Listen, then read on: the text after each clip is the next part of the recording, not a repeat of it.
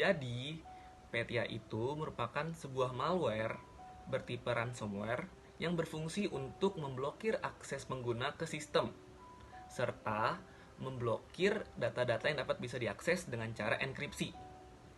Nantinya, korban akan dimintai uang tebusan untuk dapat file tersebut bisa digunakan kembali atau didekripsi atau didekrypt.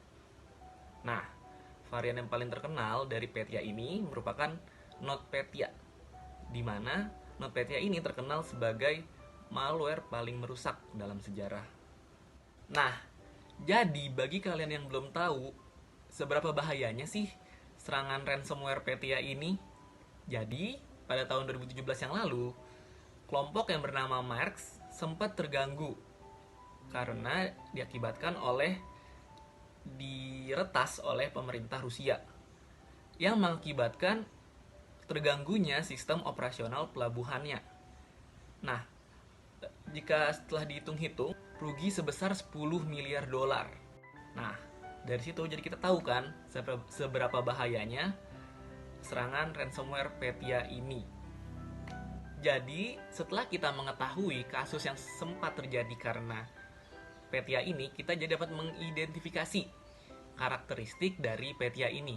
Yang pertama, Petya ini merusak dan cepat menyebar dengan cara memanfaatkan kelemahan dari keamanan sistem operasi suatu perusahaan. Yang kedua, Petya akan bekerja dengan cara mengenkripsi file dan merusak sektor boot. Yang ketiga, Petya ini akan menampilkan pesan tebusan kepada korban agar dapat mendapatkan kunci decrypt agar dapat bisa menggunakan datanya kembali.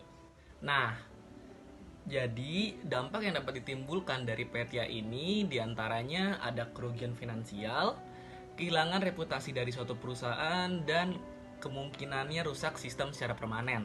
Nah, dari dampak-dampak ini kita harus bisa mencegahnya. Jadi untuk bisa menanggulangi atau mencegah Petya ini terjadi, kita dapat melakukan dua hal yang paling penting. Yang pertama, kita harus backup dan restore data kita setiap saat.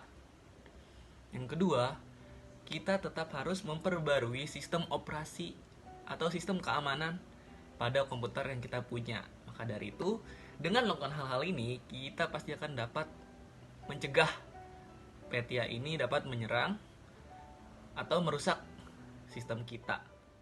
Sekian dari saya.